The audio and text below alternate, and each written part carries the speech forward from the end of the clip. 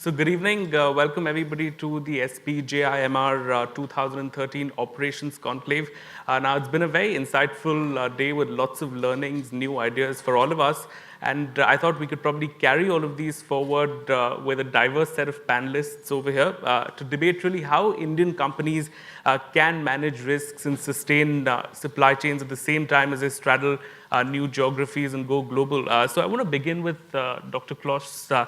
Very pertinent to discuss this in the Indian context right now because you've had a series of reforms being unleashed by the government in various sectors like retail, like aviation, that could potentially throw up both new challenges and new opportunities from a supply chain standpoint.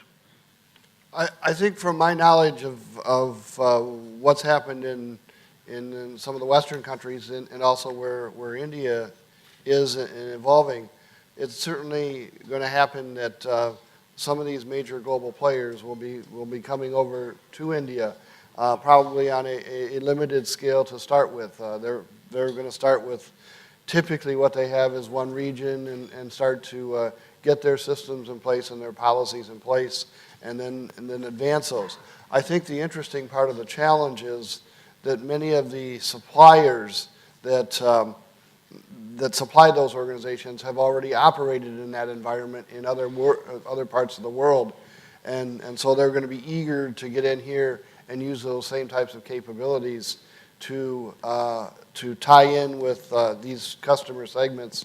And it's going to grow fairly rapidly. I think it'll be surprising how fast it grows. I'm not sure it's going to happen I'm sure it's not going to happen in all the regions at once, but they'll take a selection of Mumbai or Chennai and start making those changes. So it'll be really an interesting time. Sure. Dr. Sinha, you spoke about the complexity of the Indian market and you work with the consumer division, the fast-moving consumer division. What are some of the challenges that new players and players such as yourselves with new competition coming in would have in this sort of space as far as supply chain is concerned? Would new players have to keep the idiosyncrasy of the Indian market in mind as they go about their supply chain strategies? Yeah, I think the more the competition, the better it is for the consumers. And new players will succeed only if they find a way to serve the consumers in an even better way. And anything that helps the consumer is good for the FMCG companies. So we would love the entry if they are able to serve the consumers better.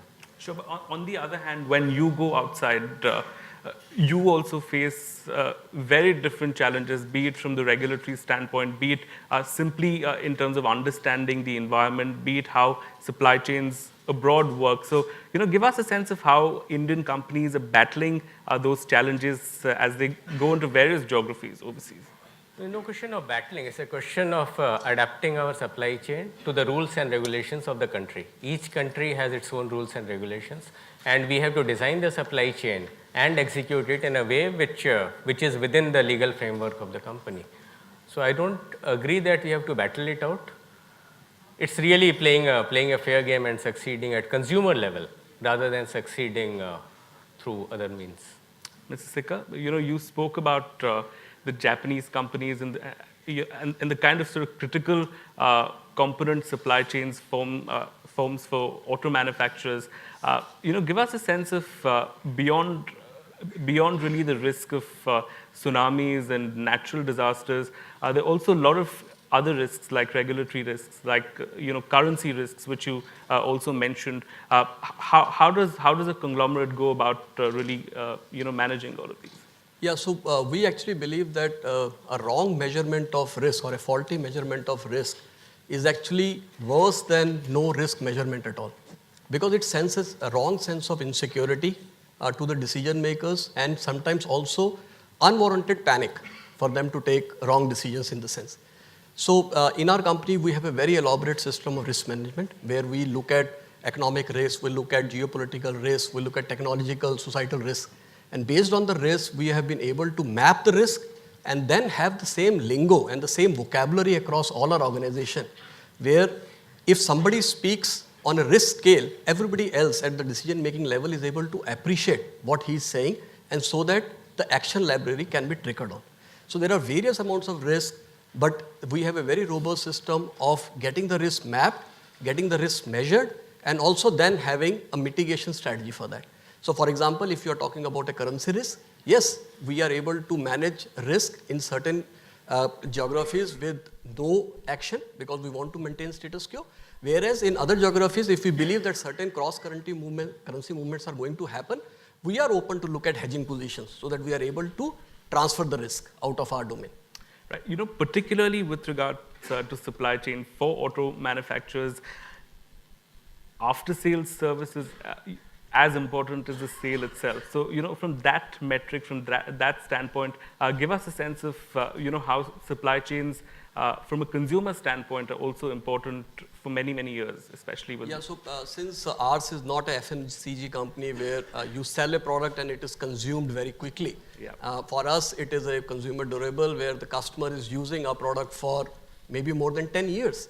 And these highly competitive days, you have to come up with product refreshes, you have to come up with facelifts, but you still have to keep SKUs and parts of the old kind of variants in the system. So our spare supply chain is actually becoming very complex. Every year we are adding 5,000 different part numbers to our spares domain, and we have to keep alive the part numbers which are already in the system for more than 10 years. So we have more than 50,000 part numbers, and these have to be serviced across the country, across geographies, across platforms.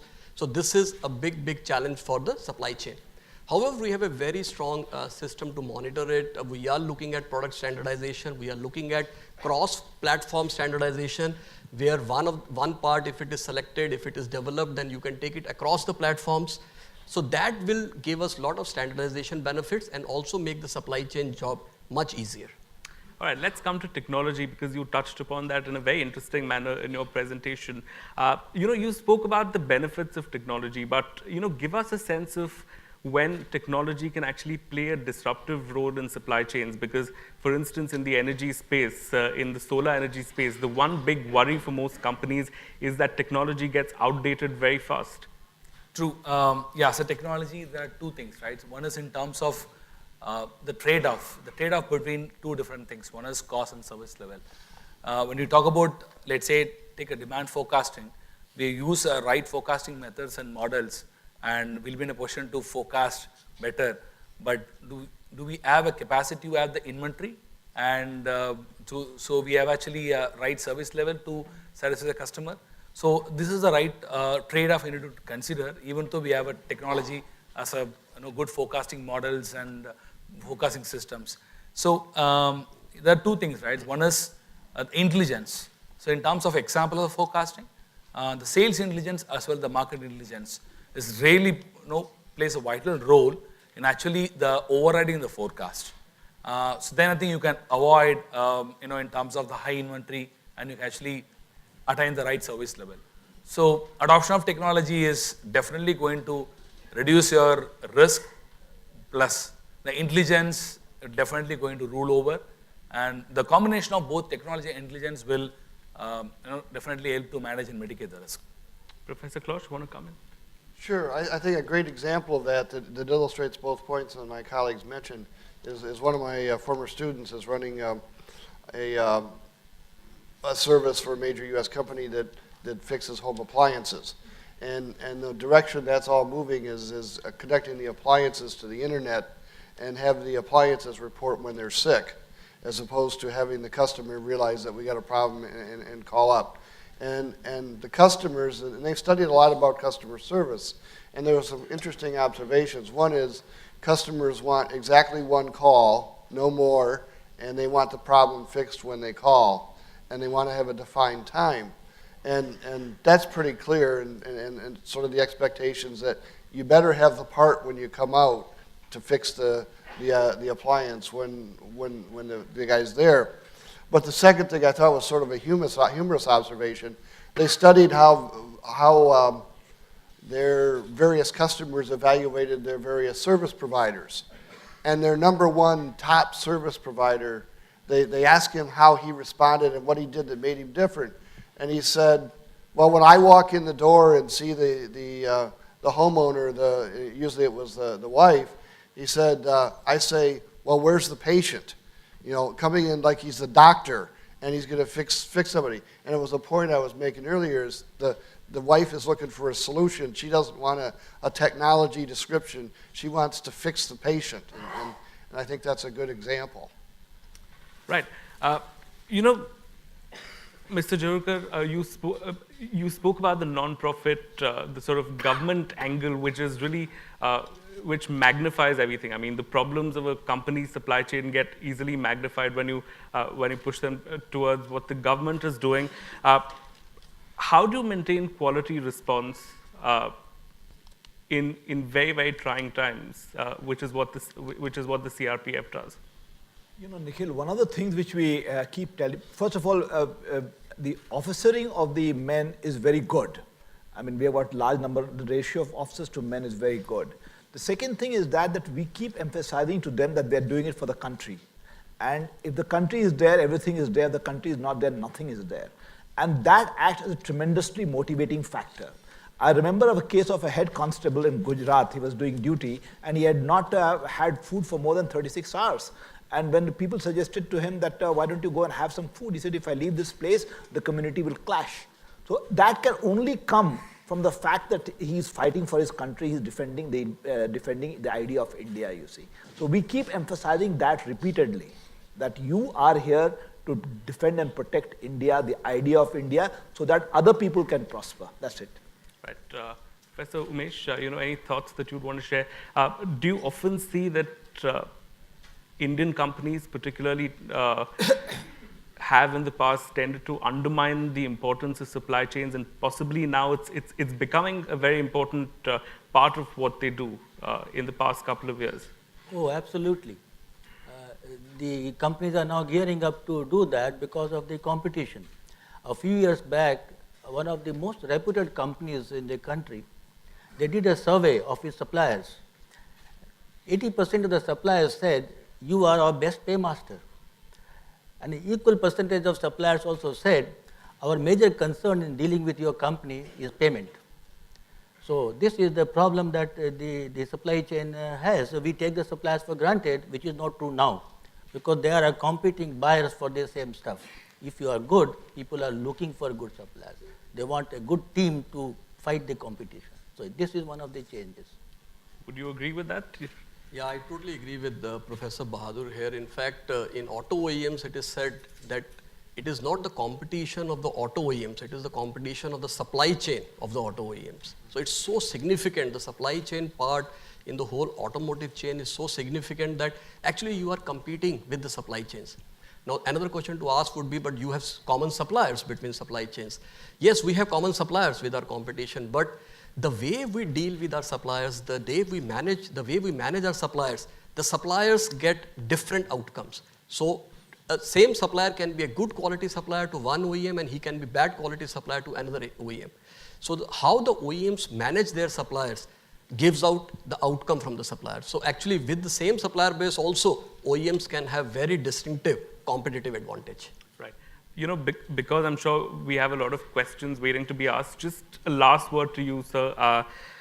Sustainability and environment, you know, these are burning issues that companies are dealing with elsewhere. Are they becoming burning issues in supply chain management as well? And from Godrej's standpoint, you know, how are things changing because of that? I think as a group, we have always believed in sustainability. Take all the mangroves which Godrej manages, and the respect for green cover in all our things. Also, the type of buildings that we have built, which are energy efficient buildings. So we always believed in sustainability and caring for the environment. Of course, the focus keeps increasing every year. So now we are caring even more and looking for newer avenues to make the whole operation more sustainable, not only within our premises, but also taking it to the vendors and the customers.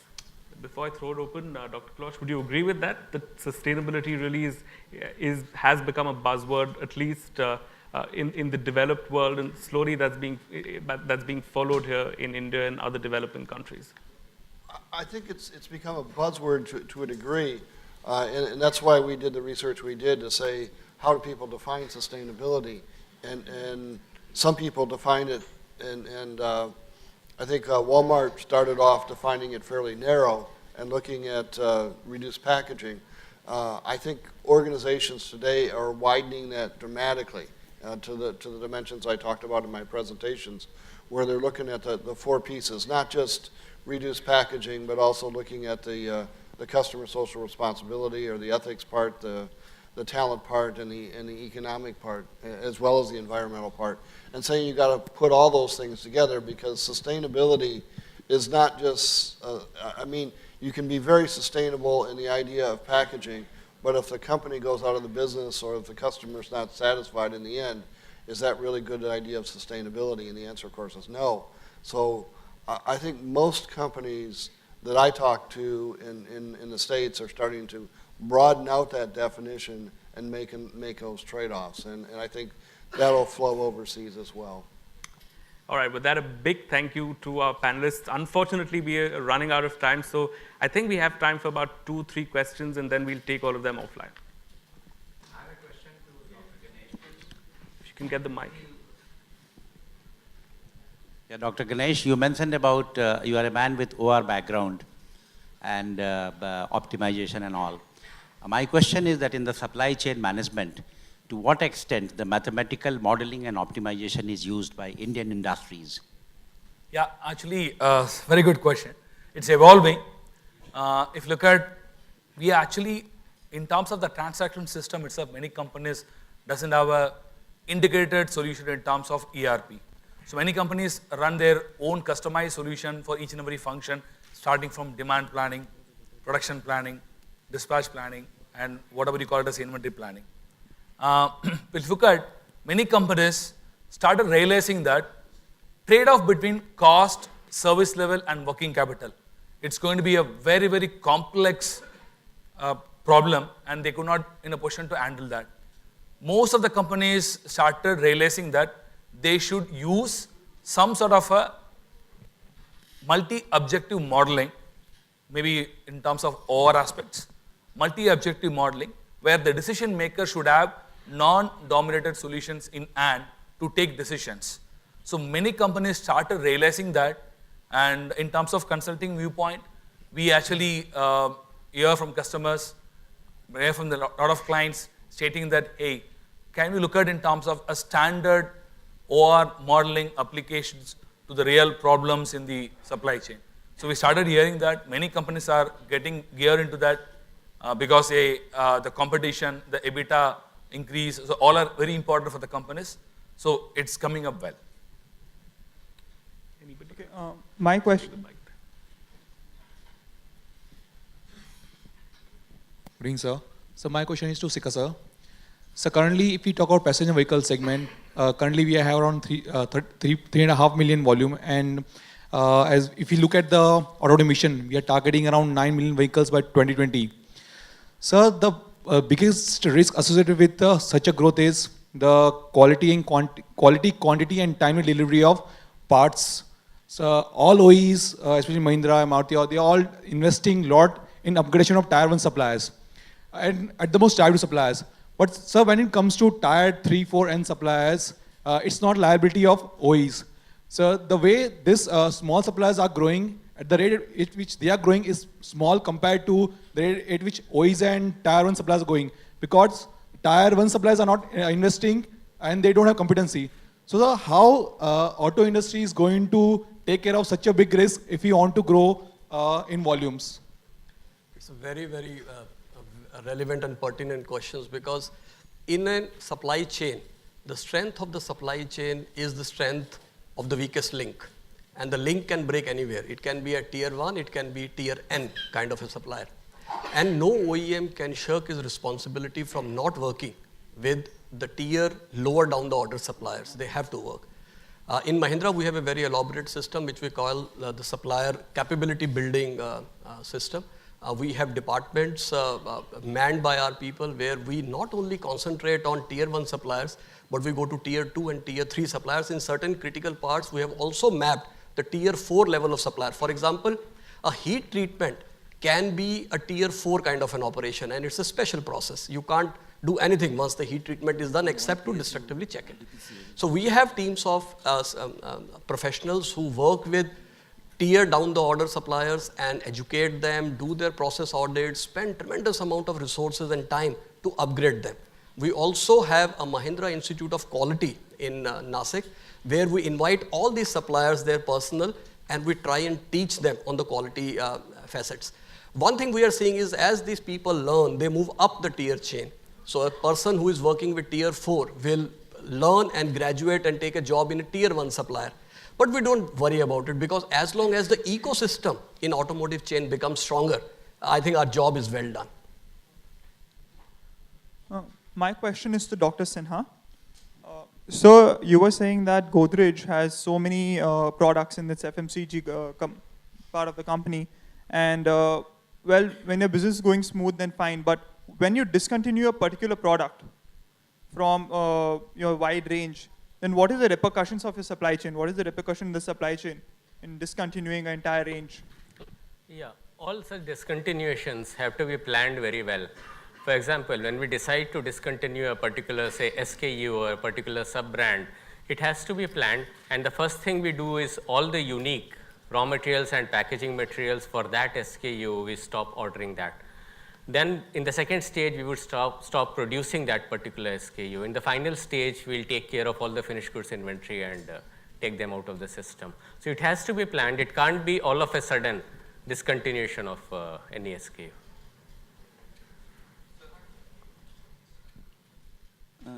Sir, my question is, in India, particularly public sector organizations are working on the basis of 4 principles, that is fairness, accountability, transparency and probity.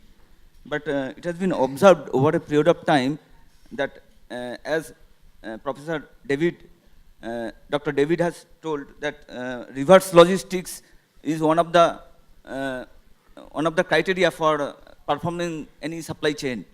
And how this reverse logistic can be applied in procurement process so that it really gets applicable at the field level. Who's your question to? Panelist. Okay,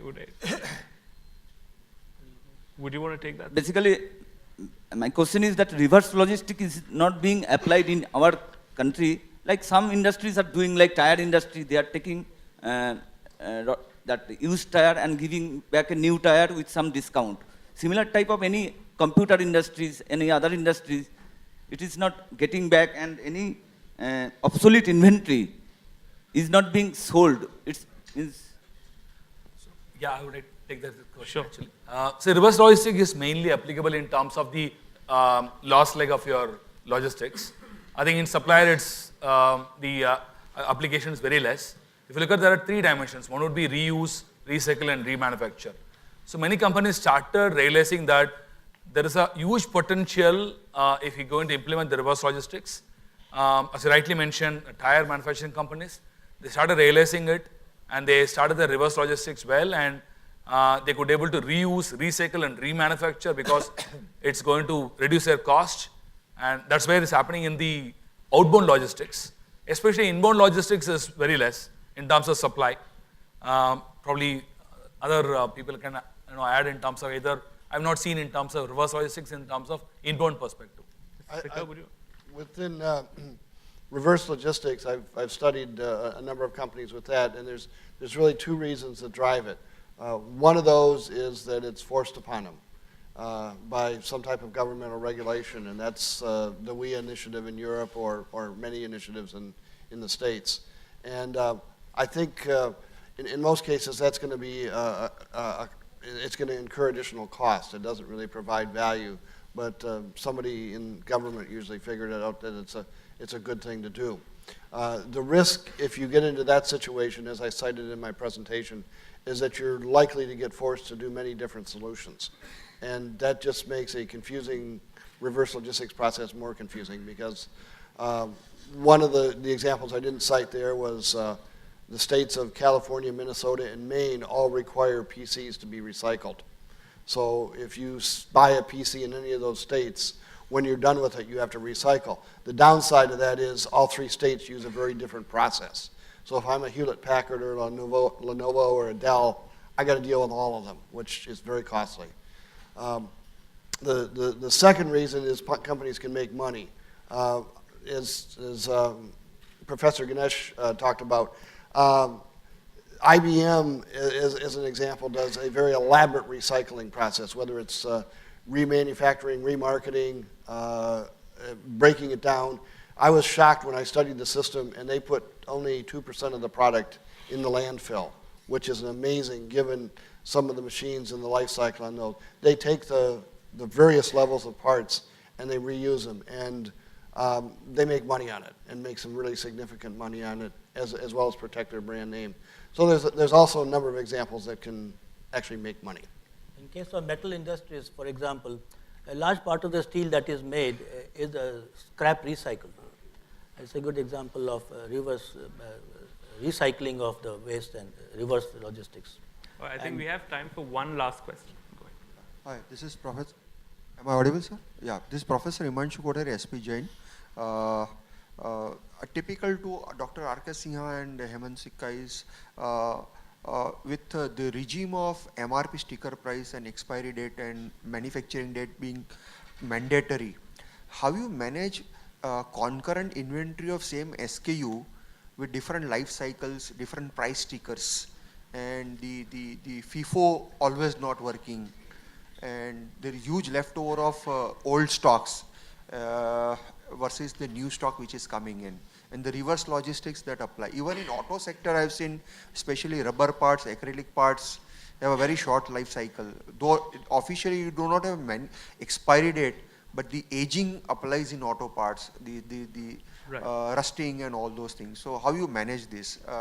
Also applies in consumer parts. Yeah. In consumer goods, the type of products that we sell at GCPL, this is a major problem if you are working in a traditional replenishment model.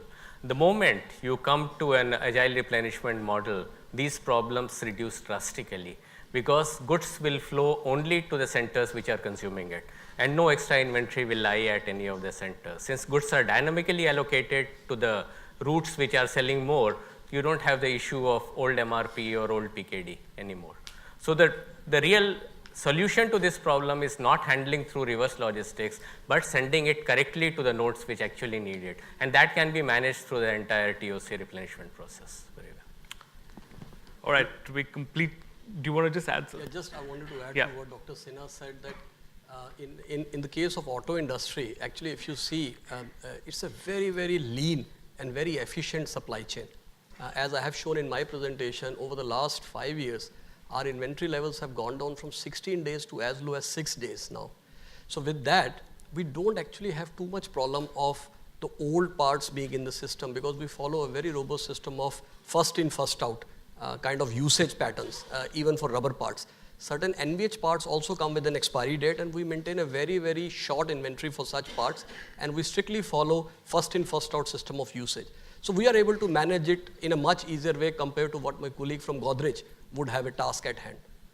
So my one last question. Aftermarket, are the aftermarket parts? Yeah, in case of aftermarket also, wherever we have a shelf life issue, which is typically for rubber and NVH parts, we maintain a low level of SKUs, a very high responsive supply chain, and follow a very strict FIFO model for that. Yes. All right, one last question. Yeah, my question is to Hemant sir. You were talking about it's the competition between the supply chains. And on the other side, we are talking about supply chain collaboration. So to maximize the profits from these supply chains, at what touch points in between the supply chains do you collaborate, or are there any opportunities to collaborate with your competitors, basically?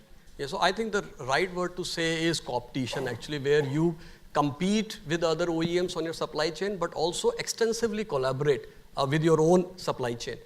We have instances where we have similar or same suppliers between various other OEM supply chain, but we are always trying to do something more than what we are supposed to do, so that we work in a very collaborative fashion with our suppliers.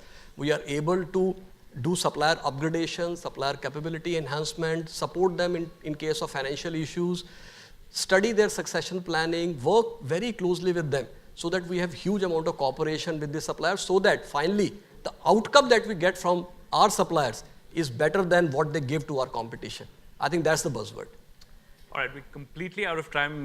Would have loved to go on, but thank you to all of you. And anybody with more questions, there's a networking dinner, so you can always carry this on offline. Thank you.